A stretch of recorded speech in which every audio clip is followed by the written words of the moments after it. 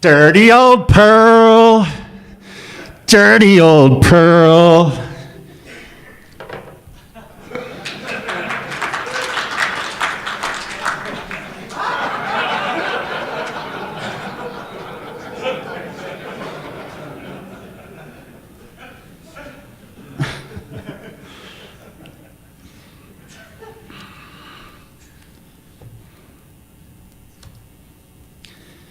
So I decided this is the tagline for my new Café script language, coffee for everyone. Makes sense.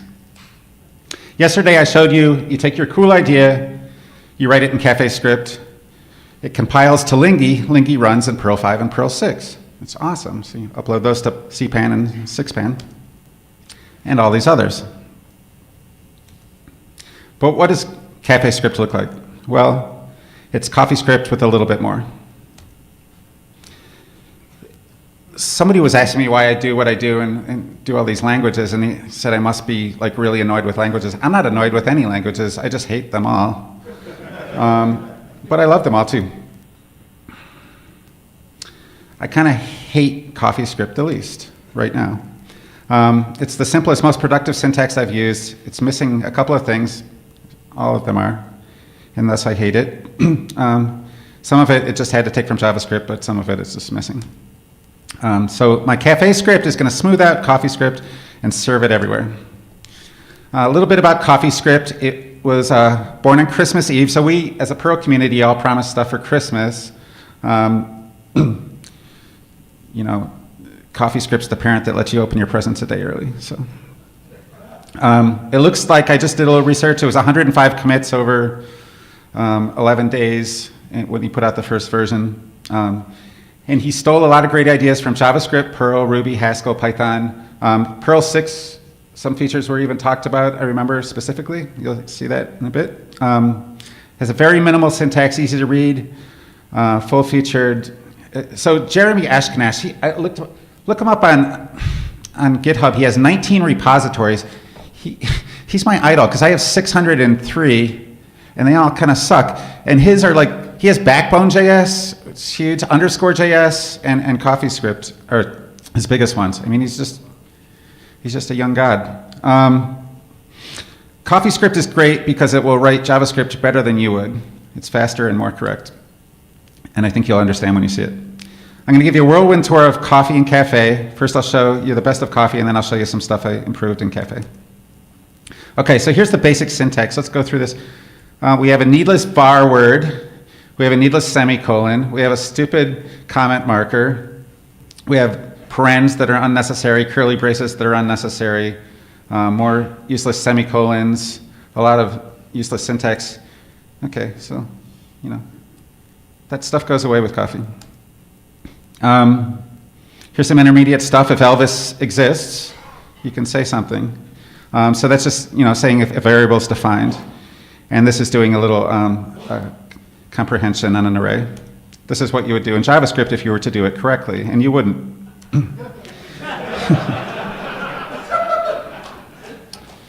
Here's some simple splats available in all languages. Perl 6 has great splats.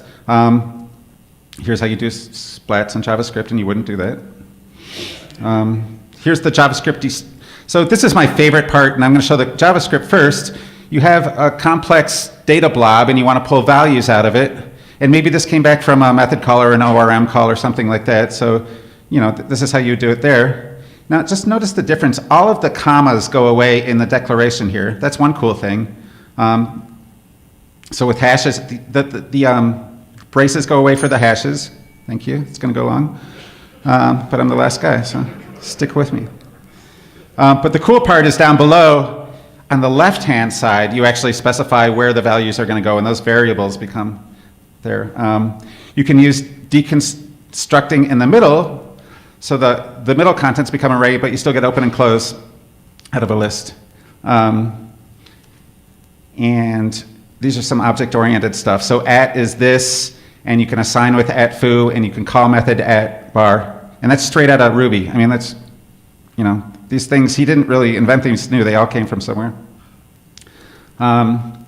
Python gave us triple quotes for doing multi-line strings.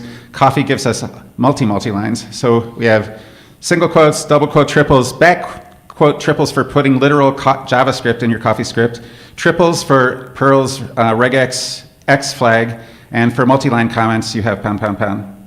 But it doesn't have tier documents, and they're waiting for me to do it. I filed a bug in 2014, and they finally said, hey, we'd love it, just send us a PR, and I think I'm going to do that soon. So here's what Café offers above coffee. Here docs. This is the syntax I would choose. It's triple, and the end marker is clearly a marker for a here doc ending. I think it's great. It fits right in with their language. The thing with JavaScript is a dot means two things. It's a hash dereference, and it's also a function call. To me, a dot means call a function. And that's why in JavaScript, you have to put, if you don't have any arguments, well, in JavaScript, you always have to put parens, and that does the function call. In CoffeeScript, it says if you have arguments, I know they're arguments, so you don't need the parens, but if you don't have arguments, you do need the parens. To me, if you have a dot, it just calls it, and I use colon for this, and these are the different ways that I can use colon for a string dereference, a value key where bar is a variable, an array, and a literal that looks like an array, or a hash that looks like an array.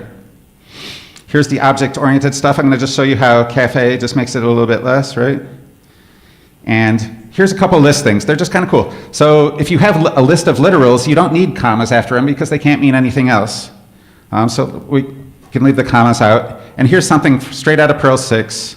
You know, it's the quote thing for having a list of literals. And CoffeeScript actually talked about this and decided against it in the end, but they actually did consider it, so they consider Perl 6 stuff. And he's very open about making changes. So Café is just a little bit better than coffee. Do we need to do this? Why not? You guys are all Acmeus now? You deserve it. Come join the new Café and pound Café script. Thank you.